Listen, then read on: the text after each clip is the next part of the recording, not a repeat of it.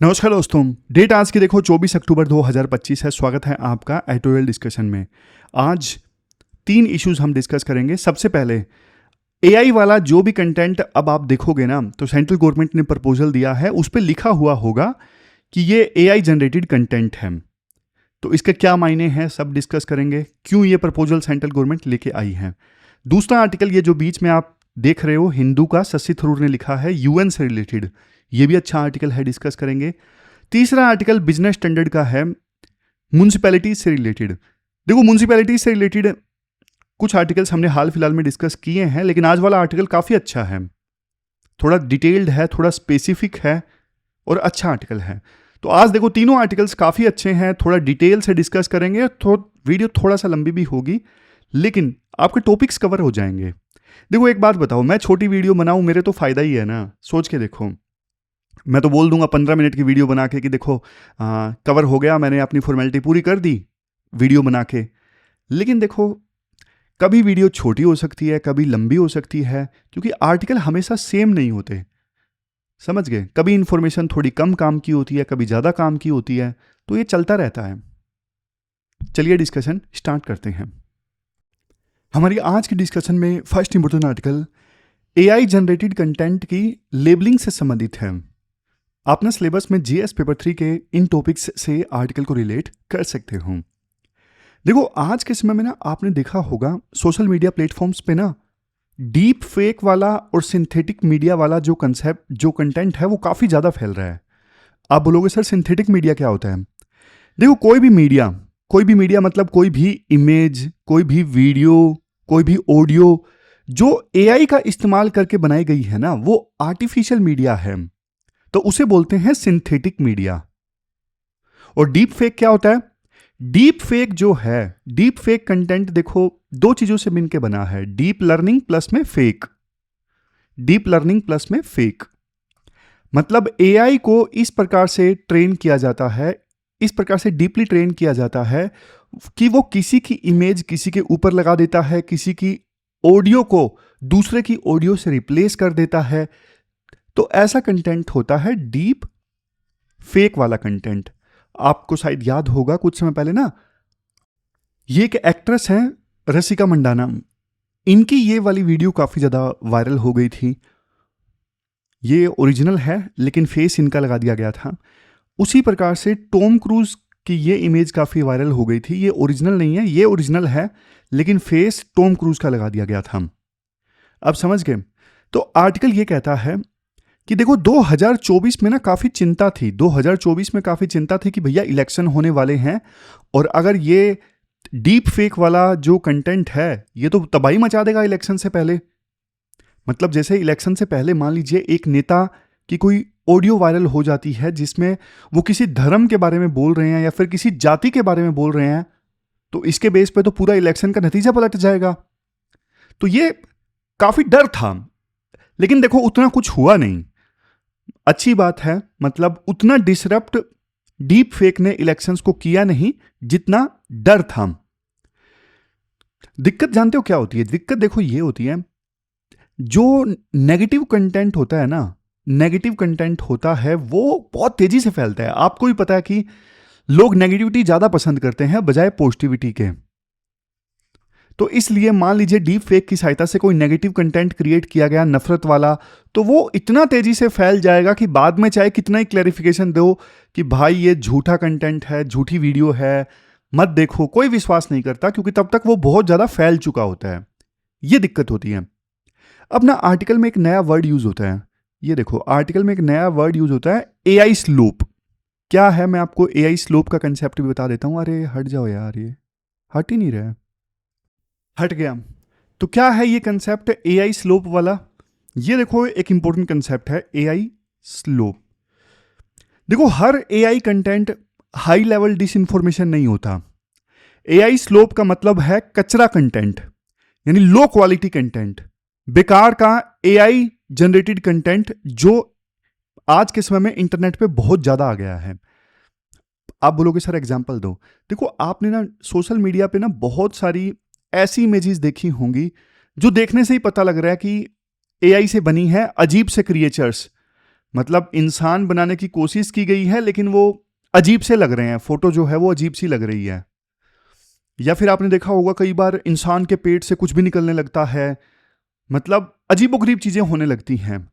तो ये कंटेंट, ऐसा जो कंटेंट है जिसमें lack of effort, lack of quality दिखती है, इस कंटेंट को बोलते हैं कचरा कंटेंट। कचरा कंटेंट ये है एआई स्लोप।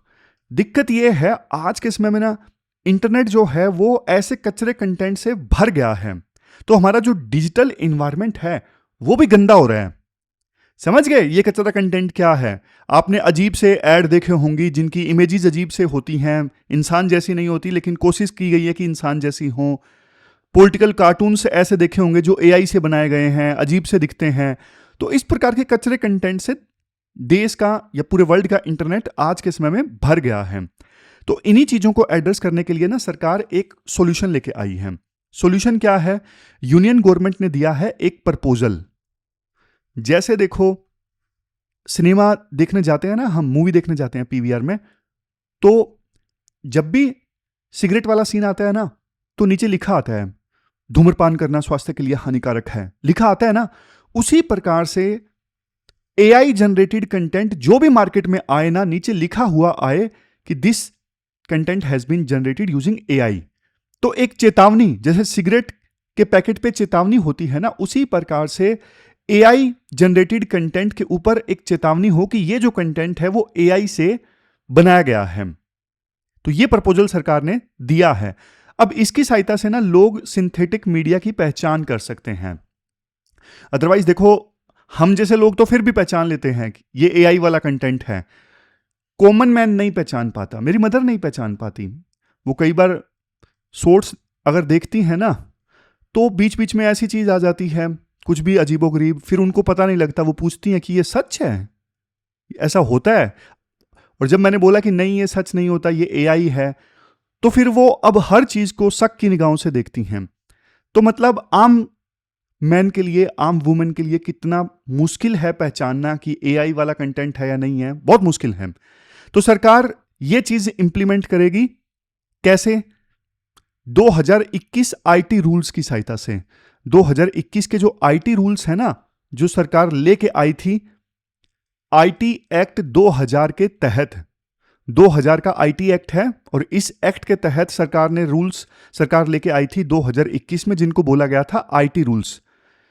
और ये रूल्स जो हैं, ये सोशल मीडिया कंपनीज जैसे फेसबुक, ट्विटर, ओटीटी प्लेटफॉर्म्स जैसे नेटफ्लिक्स, अमेजॉन प्राइम, या फिर दूसरे जो डिजिटल न्यूज मीडिया है जैसे प्रिंट है, इनको रेगुलेट करने के लिए सरकार ये लेके आई थी आईटी रूल्स 2021।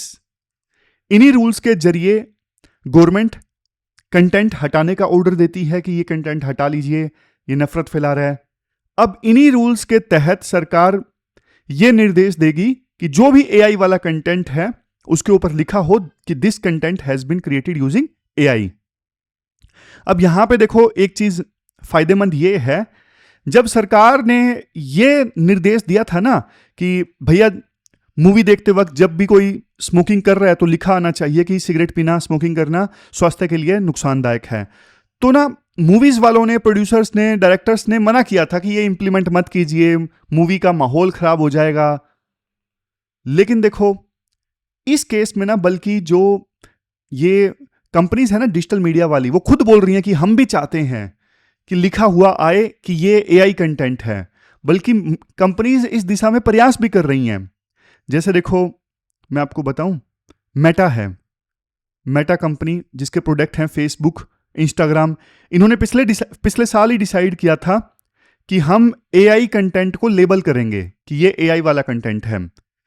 इसके अलावा इनका जो ग्रुप है ना, सोशल मीडिया कंपनीज का ना एक ग्रुप है जिसका नाम है C2PA, पूरा नाम है coalition for content provenance and authenticity. लिख लीजिए, यूज कर सकते हो, कोलिशन फॉर कंटेंट प्रोविनेंस। ये वर्ड मैं आपको बताऊंगा क्या होता है, content provenance and authenticity,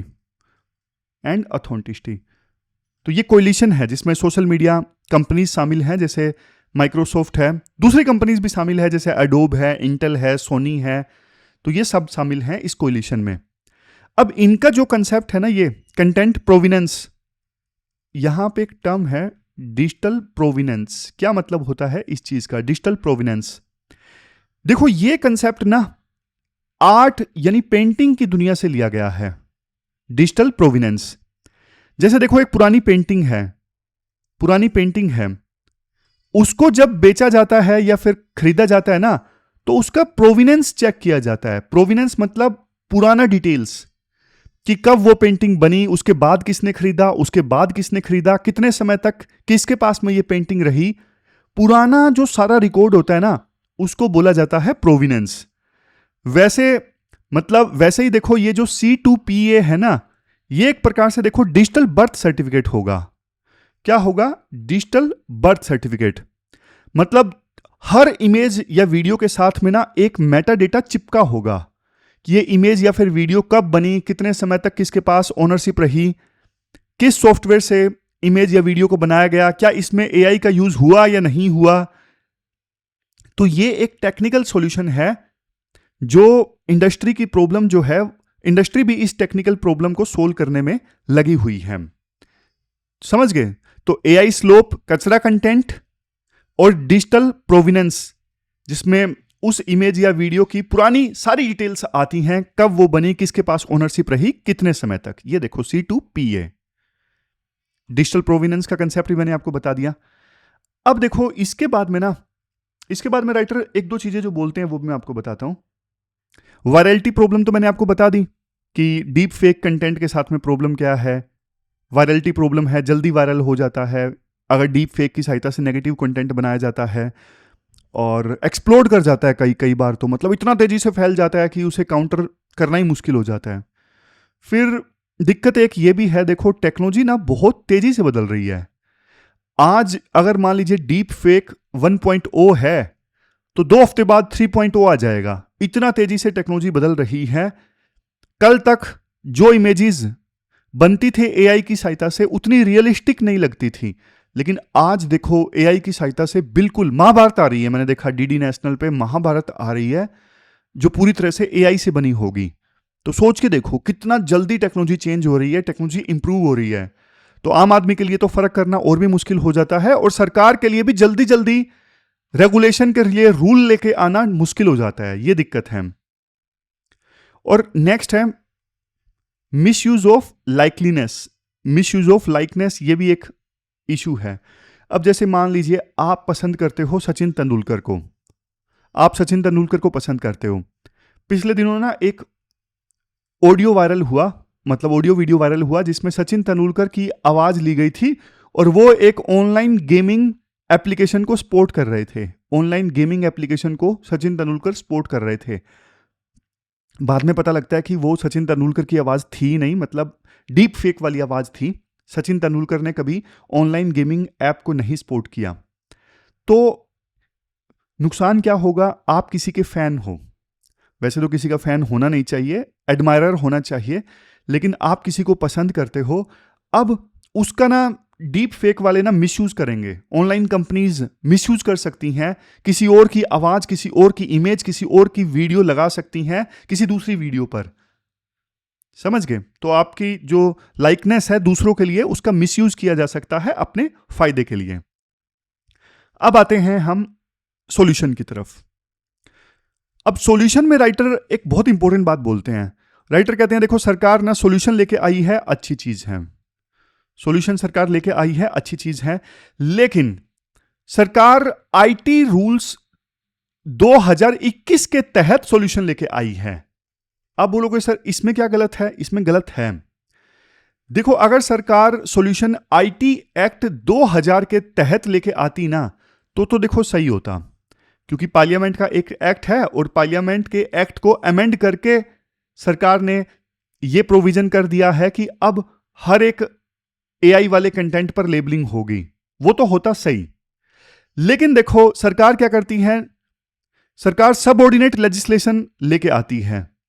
subordinate legislation एक पॉलिटिकल कंसेप्ट है, मतलब आप डायरेक्टली सब कुछ एक्ट में क्लैरिफाई नहीं कर रहे हो, आप सीधा बोल रहे हो कि इस एक्ट के तहत पावर सेंट्रल गवर्नमेंट के पास में होगी और सेंट्रल गवर्नमेंट अपनी मर्जी से फिर बाद में कभी रूल्स बना देगी। इसे बोलते हैं सब ऑर्डिनेट लेजिस्लेशन। फिर आपके मन में क्वेश्चन आएगा, अरे नुकसान ही क्या है, मतलब बात तो सेम ही हुई ना, आप एक्ट में प्रोविजन कर दो या फिर आप बाद में रूल्स लेके आ जाओ, फर्क क्या है? फर्क देखो बहुत ज्यादा है। जब एक्ट में फेरबदल होता है ना तो पार्लियामेंट में बहस होती है, अपोजिशन भी उस बहस में हिस्सा लेता है, हम भी सीखते हैं, पार्लियामेंट की डिबेट से हम भी चीजें सीखते हैं, क्रिटिसिज्म होता है सरकार की पॉलिसीज का, सजेशंस आते हैं, यह सब होता है जब एक्ट में अमेंडमेंट किया जाता है। लेकिन जब सरकार यह बोल देती है कि इस एक्ट के तहत पावर सेंट्रल गवर्नमेंट के पास में है और सेंट्रल गवर्नमेंट रूल बना सकती है, तो फिर तो देखो अब सेंट्रल गवर्नमेंट रूल बना देगी कभी भी नींद से जाग के, कोई क्रिटिसिज्म नहीं होगा, सेंटर के मन में जो आया उसने बना दिया। तो एक्ट के तहत पावर किसको दे दी गई? सेंटर को दे दी गई। अब सेंटर में कौन कानून बनाएगा? ब्यूरोक्रेट्स बनाएंगे, उनकी कोई अकाउंटेबिलिटी नहीं है, कैसा भी घटिया कानून वो बना दे। तो ये सब ऑर्डिनेट लेजिस्लेशन वाला कंसेप्ट गलत है। रूल्स आने चाहिए पार्लियामेंट के एक्ट के थ्रू, ना कि पार्लियामेंट में यह बोल दिया जाए कि अच्छा बाद में रूल बना लेगी सेंट्रल गवर्नमेंट, ये एक्ट में लिख दिया गया, पावर दे दी गई सेंटर को। नहीं, पावर किसी को डेलीगेट ना करें, पावर पार्लियामेंट के हाथ में होनी चाहिए, सेंटर के हाथ में नहीं होनी चाहिए। सेंटर एग्जीक्यूटिव है, सरकार है, सेपरेशन ऑफ पावर का कंसेप्ट भी यहां पे गड़बड़ा जाता है। सरकार का काम कानून बनाना नहीं है, सरकार का काम है इंप्लीमेंट करना। लेकिन जब सरकार रूल्स बनाती है किसी एक्ट के थ्रू, तो मतलब वो एक इनडायरेक्टली कानून बना रही है, जो कि गलत है। समझ गए? लास्ट में तो राइटर देखो यही बोलते हैं कि सरकार को भी तेज होना पड़ेगा, टेक्नोलॉजी बहुत तेजी से बदल रही है, नई नई चीजें आ रही हैं, सरकार ढीला ढाला रवैया नहीं अपना सकती, टेक्नोलॉजी के साथ हमें भागना पड़ेगा, फुर्तीला होना पड़ेगा। तो ये पूरा आर्टिकल हमने डिस्कस किया, चलते हैं आगे। इसके बाद नेक्स्ट आर्टिकल देखो, यूएन से रिलेटेड है, शशि थरूर का आर्टिकल है, UN matters as a symbol of possibility. आप ना सिलेबस में जीएस पेपर सेकंड के इस टॉपिक से आर्टिकल को रिलेट कर सकते हो। आर्टिकल की शुरुआत में देखो राइटर ये बोलते हैं, यूएन का निर्माण देखो किसी जीत के बाद नहीं हुआ था, यूएन का निर्माण हुआ था ट्रेजेडी के बाद, और वो ट्रेजेडी थी वर्ल्ड वार सेकंड। आप सोच के देखिए 1945 का ईयर है और दुनिया ने अभी अभी इतिहास का सबसे भयानक युद्ध देखा था, 7 से 8 करोड़ लोग मारे गए, हिटलर ने लाखों यहूदियों को मरवा दिया, होलोकॉस्ट हुआ था, हिरोशिमा और नागासाकी पर न्यूक्लियर बॉम्ब गिराया गया था, पूरी दुनिया एक नरक बन चुकी थी। तब 1945 में ना सैन फ्रांसिस्को में 50 देश इकट्ठा हुए और उन्होंने बोला बस और नहीं, अब हम और वर्ल्ड वार नहीं चाहते हैं। तो उसी कॉन्फ्रेंस के बाद में यूएन का निर्माण हुआ था, ताकि ये यूएन, ये संस्था युद्ध रोके, ये संस्था युद्ध रोके, फ्यूचर में कोई युद्ध ना हो पाए। प्रयास देखो इससे पहले भी हुआ था, फर्स्ट वर्ल्ड वार के बाद में 1920 में लीग ऑफ नेशंस का निर्माण हुआ था, लेकिन ये जो लीग ऑफ नेशंस संस्था थी फेल हो गई पूरी तरह से। क्यों फेल हुई? क्योंकि इस लीग ऑफ नेशंस संस्था के पास में पावर थी नहीं, सबसे पावरफुल देश यूएसए इस लीग ऑफ नेशन का पार्ट ही नहीं था। तो ये जो लीग ऑफ नेशन संस्था थी, ये हिटलर और मसूलनी जैसे लीडर्स को रोक नहीं पाई और तभी हुआ सेकंड वर्ल्ड वार। लेकिन देखो कैसे भी करके अगला वर्ल्ड वार रोकना था, हमें ऐसी संस्था बनानी थी जो मानवता की रक्षा करे, और यहां से शुरुआत होती है यूनाइटेड नेशंस की। अब देखो इसके बाद शशि थरूर बोलते हैं कि मैं 1978 से लेके 2007 तक यूएन में रहा। मैंने देखो यूएन की सक्सेस भी देखी है, फेलियर भी देखी है। फेलियर की बात पहले करते हैं। आप ये केस स्टडी देखिए 1994 में रवांडा, ये जो रवांडा का जिनोसाइड है, ये तो देखो यूएन के माथे पर ना एक कलंक है, एक दाग है। रवांडा देश में ना 2 कम्युनिटीज आपस में लड़ गई थी, हुतू और तुत्सी। जबरदस्त वायलेंस हो गया था रवांडा में इन दोनों कम्युनिटीज के बीच में, और 100 दिनों के अंदर अंदर ना 8 लाख से ज्यादा लोग मार दिए गए थे। लेकिन दाग इसलिए, वहां पे ना रवांडा में यूएन की पीस कीपिंग फोर्स ना मौजूद थी, और वहां पे जो यूएन पीस कीपिंग फोर्स मौजूद थी उसके चीफ थे जनरल रोमियो डेलायर। जो यूएन पीस कीपिंग फोर्स थी रवांडा में, उसके चीफ थे वहां पे। इन्होंने बोला मुझे और सैनिक दो, मुझे पावर दो, मैं ये जिनोसाइड रोक सकता हूं। लेकिन देखो सिक्योरिटी काउंसिल ने मना कर दिया। सिक्योरिटी काउंसिल ने बोला जो जिनोसाइड चल रहा है ये रवांडा का इंटरनल मैटर है और हम इसमें इंटरफेयर नहीं कर सकते। देखते ही देखते यूएन पीस कीपिंग फोर्स के होने के बावजूद वहां पे 8 लाख लोगों को काट दिया गया। तो ये है यूएन के माथे पर कलंक, रवांडा जिनोसाइड। इसके अलावा देखो केस स्टडी 2 देख लीजिए, श्रीबर्निका मैसेकर। बोस्निया में ना युद्ध चल रहा था, बोस्निया में चल रहा था युद्ध, और यूएन ने ना इस एरिया को, श्रीबर्निका एरिया को ना सेफ एरिया डिक्लेयर किया था। मतलब यहां पे कोई अटैक नहीं करेगा, लेकिन सर्ब फोर्सेस ने ना यहां पे अटैक कर दिया। यहां पे डच की पीस कीपिंग फोर्सेस मौजूद थी, लेकिन उनके मौजूद होने के बावजूद, उनके इस एरिया को सेफ एरिया डिक्लेयर करने के बावजूद यहां पे 8,000 मुस्लिम्स को मार दिया गया। तो ये एक मैसिव फेलियर था फिर से यूएन का, कि वहां पे इस एरिया को सेफ एरिया डिक्लेयर किया गया, वहां पे UN peace keeping forces, Dutch forces मौजूद थी, लेकिन फिर भी वो कुछ नहीं कर पाए। लेकिन देखो ऐसा नहीं है सिर्फ असफलताएं हैं, सक्सेसेस भी हैं। 1990 में नामीबिया को साउथ अफ्रीका से आज़ादी दिलाने में यूएन ने पूरा ट्रांजिशन प्रोसेस मैनेज किया था। तो ये एकदम टेक्स्ट बुक सक्सेस का एग्जाम्पल है। बहुत बढ़िया इन्होंने रोल प्ले किया यूएन ने नामीबिया को आज़ाद करवाने में। इवन ईस्ट तिमोर जो कभी इंडोनेशिया का पार्ट हुआ करता था, लेकिन 1999 में ईस्ट तिमोर जो था वो इंडोनेशिया से अलग हुआ, तो वहां पे भी भयानक हिंसा हुई थी।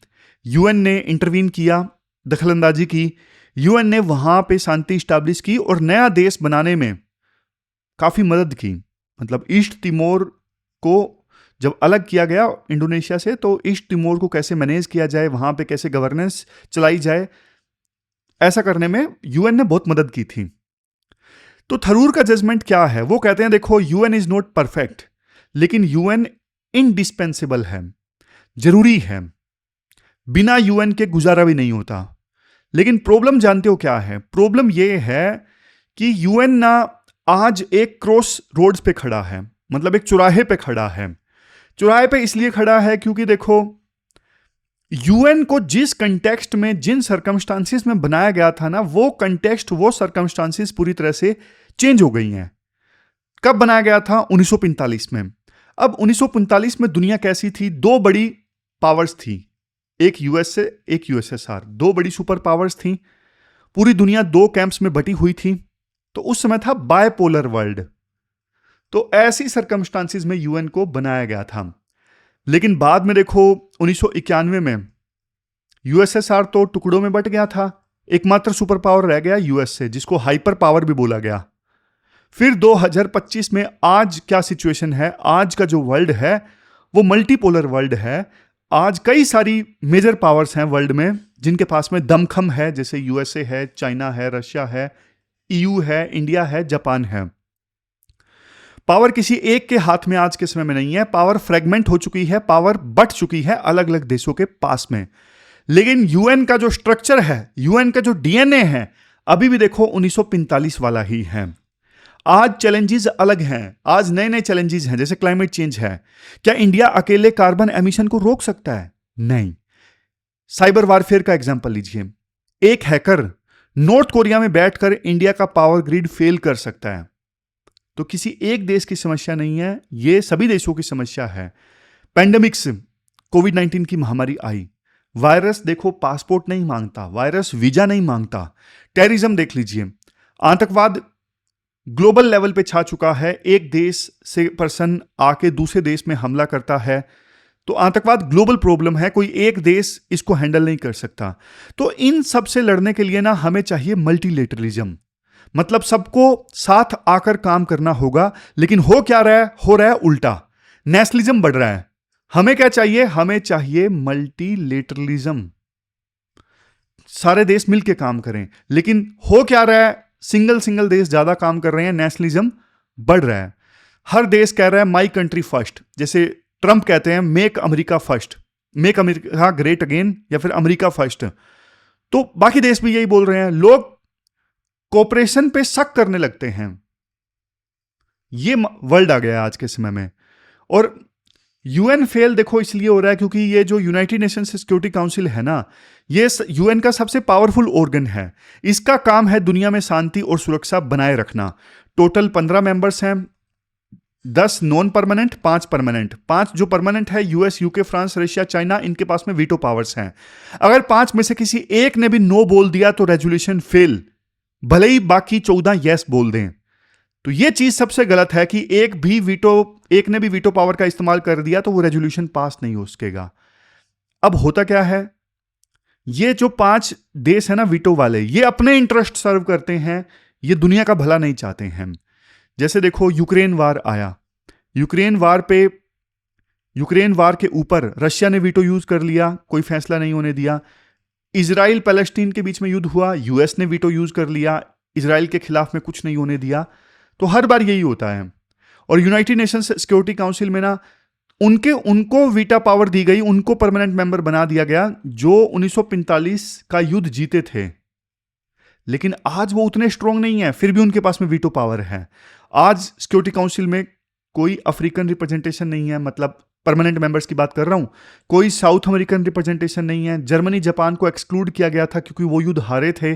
और इंडिया, सबसे बड़ी बात, 140 करोड़ लोगों का देश, वर्ल्ड की 1/6 पॉपुलेशन तो अकेले इंडिया में है। सबसे बड़ी डेमोक्रेसी, इतना ज्यादा India UN peace keeping forces में कंट्रीब्यूट करता है।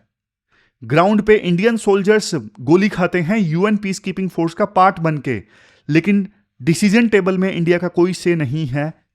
क्यों? क्योंकि सिक्योरिटी काउंसिल का परमानेंट मेंबर नहीं है और सिक्योरिटी काउंसिल डिसाइड करती है कि कहां पे पीस कीपिंग फोर्स भेजी जाए, कहां पे ना भेजी जाए। समझ गए? तो ये सारे पॉइंट्स हमने डिस्कस किए। इसके बाद राइटर बोलते हैं, देखो आपके मन में आया होगा कि सर अगर यूएनएससी इतना फेल हो रहा है तो इसे बंद कर दो ना। थरूर कहते हैं नहीं, बिल्कुल नहीं।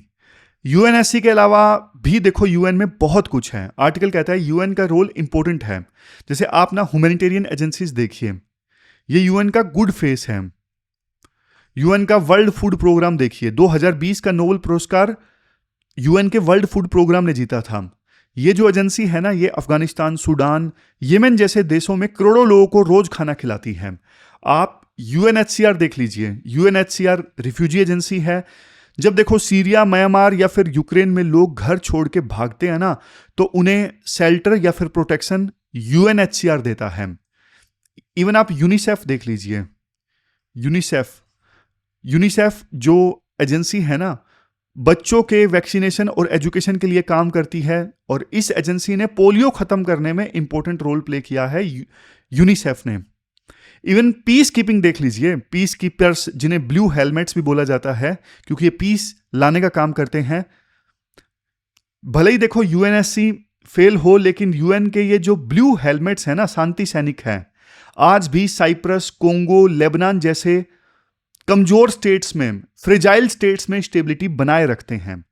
ये जंग लड़ने नहीं जाते लेकिन शांति बनाए रखने में मदद करते हैं ब्लू हेलमेट्स। इवन देखो आप कन्वीनिंग पावर देख लीजिए। कन्वीनिंग पावर मतलब यूनाइटेड नेशंस जनरल असेंबली। ये वो जगह है जहां पे नॉर्थ कोरिया और साउथ कोरिया या इंडिया या पाकिस्तान एक छोटे से छत के नीचे बैठ सकते हैं या फिर बातचीत कर सकते हैं। ये वो छत है United Nations general assembly. Last point देखिए, नॉर्मेटिव इन्फ्लुएंस। ये पॉइंट देखो अक्सर इग्नोर कर दिया जाता है। देखो यूएन ने ना दुनिया को सोचने का तरीका दिया है। जैसे यूडीएचआर मतलब universal declaration of human rights 1948 में आए। भले ही ये universal declaration of human rights binding treaty नहीं है, पर आज दुनिया के हर देश के संविधान में यहीं से आइडिया लिए गए हैं। आप जेंडर इक्वलिटी की बात कर लीजिए, यूएन ने ही जेंडर को ग्लोबल एजेंडा बनाया है। यूएन के कारण जेंडर इक्वलिटी की बात हर देश में होती है। आप सस्टेनेबल डेवलपमेंट गोल्स 2015 की बात कर लीजिए, ये 17 गोल्स हैं, जैसे गरीबी हटाओ, क्लाइमेट बचाओ, भुखमरी मिटाओ, ये सब आज पूरी दुनिया का डेवलपमेंट एजेंडा सेट करते हैं ये सस्टेनेबल डेवलपमेंट गोल्स। तो यूएन ने बहुत कुछ वर्ल्ड को दिया भी है। तो राइटर लास्ट में कंक्लूजन क्या देते हैं? थरूर देखो बहुत बढ़िया लाइन लास्ट में बोलते हैं, the UN is both stage and actor, the actor is often blamed for failures of the stage. मतलब यूएन एक मंच है जो मेंबर स्टेट्स ने बनाया है, और यूएन एक एक्टर भी है, यानी कलाकार भी है, जैसे उसकी एजेंसीज। जब 5 देश स्टेज को ही कमजोर कर देते हैं वीटो करके, तो ब्लेम एक्टर पे यानी यूएन सेक्रेटरीट को मिलता है। फिर देखो, वैसे इसके अलावा प्रॉब्लम फंडिंग से रिलेटेड भी है जो हमने नहीं डिस्कस की। यूएसए सबसे बड़ा कंट्रीब्यूटर है, बाकी देश टाइम पे अपनी फीस नहीं देते, तो यूएन के पास में पैसा ही नहीं होगा तो स्टाफ को सैलरी कैसे दी जाएगी। तो कुल मिला के देखो, इंपॉर्टेंट पॉइंट्स तो यही हैं, लेकिन 2-3 स्लाइड और भी हैं। आर्टिकल हम खत्म करें उससे पहले इंडिया का जो विजन है वो भी मैं आपको बता देता हूं, क्योंकि आंसर में ना इंडिया का स्टैंड भी लिखना जरूरी है। इंडिया की देखो फॉरेन पॉलिसी ना हमेशा से स्ट्रेटेजिक ऑटोनॉमी पर बेस्ड है। मतलब हम नेशनल इंटरेस्ट के हिसाब से हमारे डिसीजन खुद लेंगे। जैसे कोल्ड वार के समय हमने नैम बनाया, नॉन अलाइंड मूवमेंट। हम ना यूएस में थे ना यूएसएसआर में थे। आज भी हम वही कर रहे हैं। आज हम इसे नॉन अलाइनमेंट नहीं बोलते, आज इसे हम मल्टी अलाइनमेंट बोल देते हैं। जैसे हम क्वेड में भी हैं चाइना के अगेंस्ट, लेकिन हम एससीओ में भी हैं जिसमें रशिया चाइना दोनों हैं। हम ब्रिक्स का भी हिस्सा हैं। मतलब हम हर जगह एंगेज कर रहे हैं। हम किसी एक पावर ब्लॉक से बंधना नहीं चाहते। हम अपने नेशनल इंटरेस्ट के हिसाब से सबके साथ काम करते हैं। इंडिया का जो विजन है वो डोमिनेंस इस्टेब्लिश करने का नहीं है। हम दुनिया पे कब्जा नहीं करना चाहते। इंडिया का विजन डिग्निटी का है, गरिमा का है। हम एक प्लूरल वर्ल्ड ऑर्डर चाहते हैं जिसमें सबकी आवाज सुनी जाए, जहां मैनी रूल करें। मल्टीपोलर वर्ल्ड ऑर्डर हम चाहते हैं। ऐसा नहीं कि एक ही देश का बोलबाला हो पूरे वर्ल्ड में। तो बहुत अच्छी अच्छी बातें हैं जो हम यूज कर सकते हैं। तो आगे का रास्ता देखो ये है, यूएनएससी में रिफॉर्म लेके आओ। रिप्रेजेंटेशन होनी चाहिए अफ्रीका की, लैटिन अमेरिका की, इंडिया की, जर्मनी, ब्राजील जैसे जो देश हैं उनको भी मेंबर बनाया जाए, परमानेंट काउंसिल का परमानेंट मेंबर बनाया जाए। फिर देखो, जो यूएन की एनर्जी है उसमें इन्वेस्ट करो। यूएन आज के समय में ना एक स्लो ब्यूरोक्रेसी बन गया है। उसे ना फास्ट रिस्पॉन्सिव बनाना होगा। मतलब डिजिटलाइजेशन का इस्तेमाल करे यूएन और ज्यादा एक्टिव हो। फिर नेक्स्ट है, अरे तीसरे नंबर पे कहां गया, उड़ गया तीसरे नंबर वाला। तीसरे नंबर वाला मुझे याद है, मोरल वॉइस से रिलेटेड पॉइंट था कि यूएन को ना सच को सच कहना होगा। भले ही कोई पावरफुल देश नाराज हो जाए, सिक्योरिटी काउंसिल का परमानेंट मेंबर नाराज हो जाए, लेकिन यूएन को सच कहना होगा। और यूएन के जो सेक्रेटरी जनरल है ना, उनको पूरे वर्ल्ड का ना मोरल कंपस बनना होगा। जैसे रशिया यूक्रेन वार में रशिया गलत कर रहा है तो उसे बोला जाए कि रशिया गलत कर रहा है। सच को सच, झूठ को झूठ बोलो। कम से कम मोरालिटी के बेस पे तो लोग जज करेंगे। फिर है मेंबर स्टेट कमिटमेंट। मतलब मेंबर कंट्रीज यूएन को फंड वगैरह दें ताकि यूएन का काम चल सके। तो ये सारे पॉइंट्स हैं। लास्ट में राइटर एक और बात बोलते हैं। देखो, यूएन ना अब 80 साल का हो गया है। मतलब ना तो हर दर्द की दवा है यूएन, और ना ही पुरानी बेकार की चीज है। यूएन एक वर्क इन प्रोग्रेस है। मतलब अभी बन रहा है। इसके फेलियर रियल हैं, बट इसके अचीवमेंट्स भी रियल हैं। यूएन को डिसमिस करना मतलब आइडिया को डिसमिस करना कि मानवता बातचीत से भी चल सकती है। जरूरी नहीं कि डोमिनेशन की सहायता से ही चीजों का फैसला हो। तो यूएन एक चीज का सिंबल है कि बातचीत करो, डायलॉग करो, नेगोशिएशन करो। समझ गए? और यहां पे ना एक कोट जिसका आप इस्तेमाल हमेशा कर सकते हो, एक यूएन के ना फॉर्मर सेक्रेटरी जनरल है, डैग हैमरस्कोल्ड। इन्होंने एक बात बोली थी कि यूएन इसलिए नहीं बनाया गया था कि मानवता को ना स्वर्ग में ले जाया जाए। नहीं, यूएन इसलिए बनाया गया था कि मानवता को नरक में जाने से रोका जा सके। और इसके लिए हमें यूएन आज भी चाहिए, लेकिन रिफॉर्म्स के साथ में। यह पूरा आर्टिकल हमने डिस्कस किया। चलते हैं आगे। इसके बाद नेक्स्ट आर्टिकल देखो, इंडिया के अर्बन क्राइसिस से रिलेटेड है। आप ना सिलेबस में जीएस पेपर 1 में जो अर्बनाइजेशन वाला टॉपिक है ना, वहां से इस आर्टिकल को रिलेट कर सकते हो।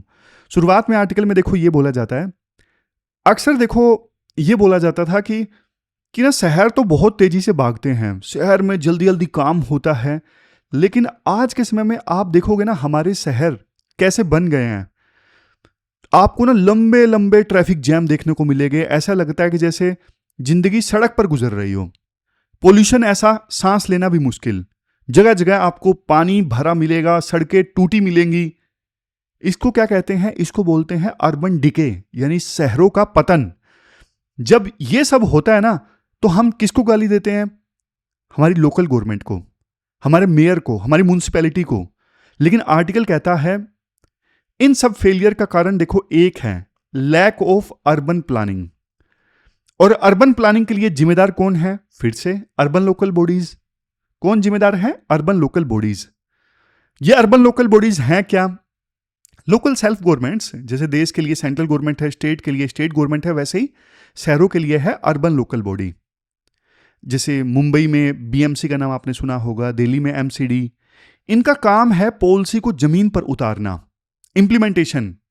और आर्टिकल कहता है इनका जो इंप्लीमेंटेशन है पूरी तरह से फेल हो चुका है। लेकिन देखो कहानी में ना एक ट्विस्ट है। ट्विस्ट क्या है? यहां पे एंट्री होती है हमारे संविधान में जो वॉचडॉग है ना, कंट्रोलर एंड ऑडिटर जनरल, यानी कैग की। कैग का काम क्या है? कैग का काम है सरकार के खर्चों को ऑडिट करना। कैग का काम है सरकार के खर्चों को ऑडिट करना। तो 2024 में कैग ने भारत के 18 स्टेट्स के अर्बन लोकल बॉडीज को ऑडिट किया और एक फंडामेंटल सवाल पूछा कैग ने। सवाल यह नहीं था कि अर्बन लोकल बॉडी आखिरकार काम क्यों नहीं कर रही है। सवाल यह था कि क्या इन अर्बन लोकल बॉडीज के पास में पावर्स हैं, इफेक्टिवली काम करने की पावर्स क्या अर्बन लोकल बॉडीज के पास में है? तो यह सवाल कैग ने पूछा। क्या इनके पास में वास्तव में प्लानिंग की शक्ति है भी या नहीं है? बोल दिया जाता है कि ये प्लानिंग नहीं कर रहे हैं, लेकिन क्या प्लानिंग का काम इनको दिया भी गया है क्या नहीं दिया गया है, या बेवजह उनके ऊपर ब्लेम डाल दिया जाता है? तो यहां से शुरू होती है असली कहानी। इस कहानी को समझने के लिए ना थोड़ा सा आप पीछे जाओ 1992 में। 1992 से पहले ना जो ये म्युनिसिपैलिटी या फिर पंचायत हुआ करती थी बहुत कमजोर थी। ये स्टेट गवर्नमेंट के बनाए क्रिएचर्स हुआ करते थे। मतलब जब मर्जी चाहे स्टेट गवर्नमेंट ने बना दिया, जब हटा दिया। लेकिन इन बॉडीज के पास में कोई कॉन्स्टिट्यूशनल पावर नहीं थी। इसलिए ना 1992 में 73rd और 74th अमेंडमेंट आया। 73rd था पंचायत के लिए और 74th था म्युनिसिपैलिटीज के लिए। तो इन दोनों अमेंडमेंट्स ने ना क्या किया, इन दोनों बॉडीज को कॉन्स्टिट्यूशनलाइज कर दिया। मतलब अब स्टेट गवर्नमेंट की पावर खत्म हो गई कि जब मर्जी चाहे इनको हटा दो, जब मर्जी चाहे इनको ले आओ। नहीं, क्योंकि संविधान में इनका मेंशन हो गया तो फिर तो अब तो संविधान के हिसाब से चलना पड़ेगा।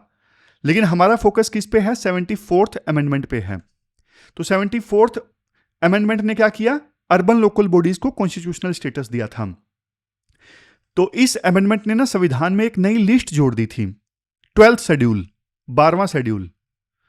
इस 12वें शेड्यूल में ना 18 फंक्शंस लिखे गए। इस 12वें शेड्यूल में ना जो 74th अमेंडमेंट के बाद आया था, 12वें शेड्यूल में 18 फंक्शंस लिख दिए गए और यह बोल दिया गया कि ये 18 फंक्शंस जो है ना ये स्टेट्स दे देगा अर्बन लोकल बॉडीज को। यानी 18 फंक्शंस अब ट्रांसफर हो जाएंगे अर्बन लोकल बॉडी के पास में। और ये 18 फंक्शंस क्या थे? जैसे देखो, urban planning, regulation of land use, roads and bridges, water supply, public health, sanitation, solid waste management, slum improvement और सबसे लास्ट में ये पुवर्टी एलिविएशन। ये 18 फंक्शंस जो ट्रांसफर करने थे स्टेट को अर्बन लोकल बॉडीज को। तो बेसिकली देखो, एक शहर चलाने के लिए ना जो भी चाहिए सब इस लिस्ट में डाल दिया गया था। तो ये एक सपने के समान में था कि अब अर्बन लोकल बॉडी के पास में पावर आएगी, स्टेट गवर्नमेंट इन फंक्शंस को ट्रांसफर कर देगी। किसको? अर्बन लोकल बॉडी को। लेकिन देखो 1992 के बाद ना आज 30 साल से ज्यादा हो चुके हैं और कैग की रिपोर्ट ये कहती है कि 18 फंक्शंस में सिर्फ कुछ ही फंक्शंस ऐसे हैं जो दिए गए हैं अर्बन लोकल बॉडीज को, ज्यादातर स्टेट्स के द्वारा।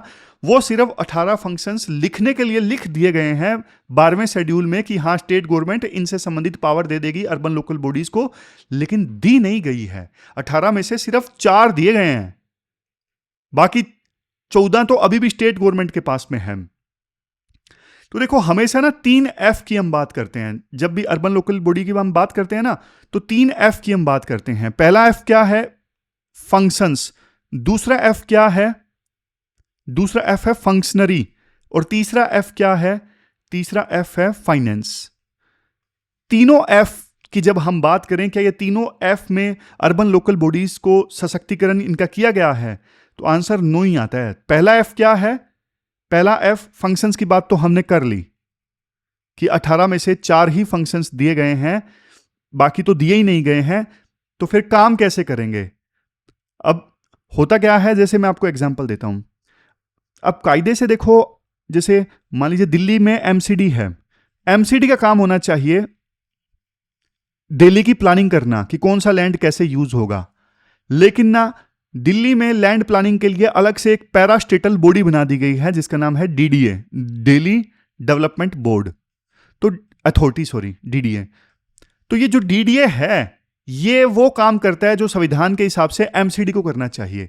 तो राइटर बोलते हैं ऐसे ही ना, स्टेट्स क्या करते हैं? पैरास्टेटल बॉडी बना देते हैं जो वो काम करने लगते हैं जो कायदे से म्युनिसिपैलिटी को करना चाहिए।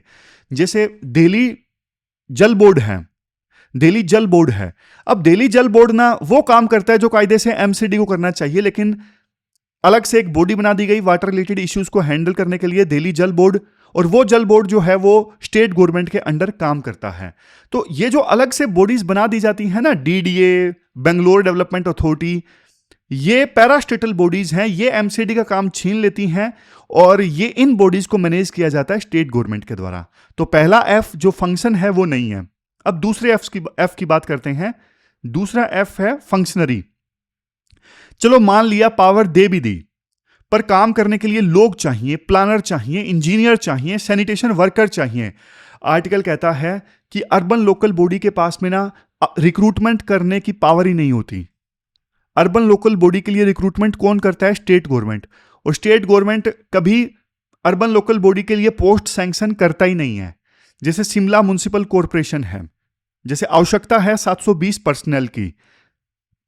अगर शिमला म्युनिसिपल कॉरपोरेशन के पास में खुद से पावर हो रिक्रूटमेंट की तो वो 720 पर्सनल रिक्रूट करें, लेकिन पावर है ही नहीं इनके पास में। पावर है रिक्रूटमेंट की स्टेट गवर्नमेंट के पास में।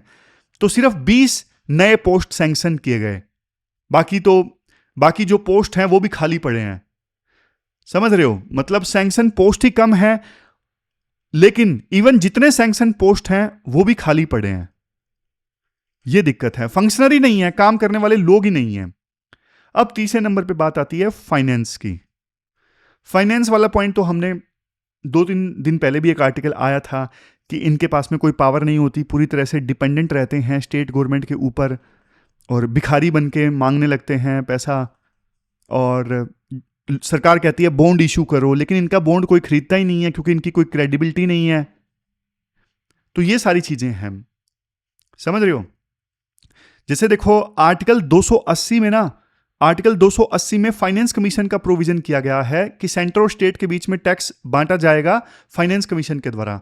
उसी प्रकार से देखो 74th कॉन्स्टिट्यूशनल अमेंडमेंट में ना एक आर्टिकल है, मतलब इस 74th कॉन्स्टिट्यूशनल अमेंडमेंट ने ना एक आर्टिकल ऐड किया जिसका नाम क्या है, अभी आएगा, मैं वैसे ही बता देता हूं। आर्टिकल ऐड किया आर्टिकल 243Y।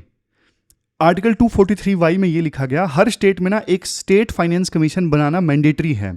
और ये स्टेट फाइनेंस कमीशन SFC काम क्या करेगा? ये काम ये करेगा, देखो बताएगा कि स्टेट को ना अपना कितना रेवेन्यू का कितना हिस्सा अर्बन लोकल बॉडीज को देना है। लेकिन कैग की रिपोर्ट कहती है देखो स्टेट्स गवर्नमेंट्स जो है वो स्टेट फाइनेंस कमीशन बनाती नहीं है, और स्टेट फाइनेंस कमीशन अगर रिकमेंडेशन दे भी दें तो उनको लागू नहीं करती हैं।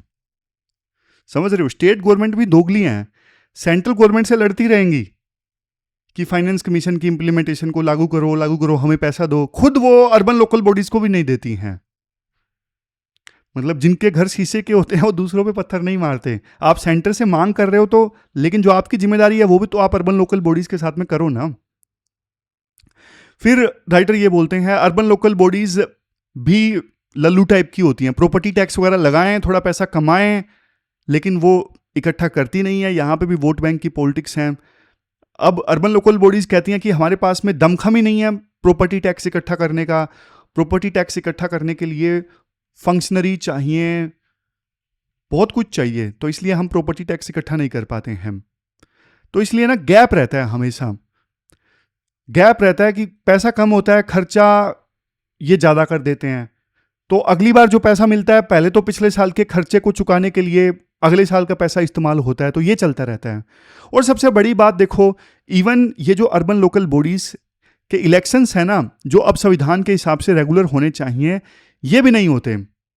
जो स्टेट इलेक्शन कमीशन है ना, वो टाइम पे इलेक्शन करवाते ही नहीं है। कई बार वार्ड डिलिमिटेशन का बहाना बना लिया जाता है कि अभी वार्ड डिलिमिटेशन चल रहा है, टाइम लगेगा, तो इलेक्शन सरका दिए जाते हैं। 5 साल बाद होने थे, 2 साल हो गए, वार्ड डिलिमिटेशन चल रहा है, इलेक्शन नहीं करवाए गए, तो अब 7 साल बाद होंगे।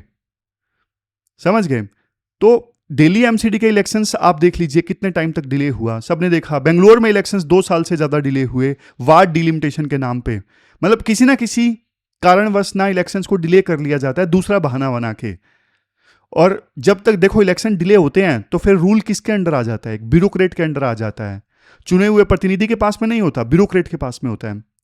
और सबसे लास्ट में जो पॉइंट राइटर बोलते हैं ना, वो बहुत इंपॉर्टेंट है।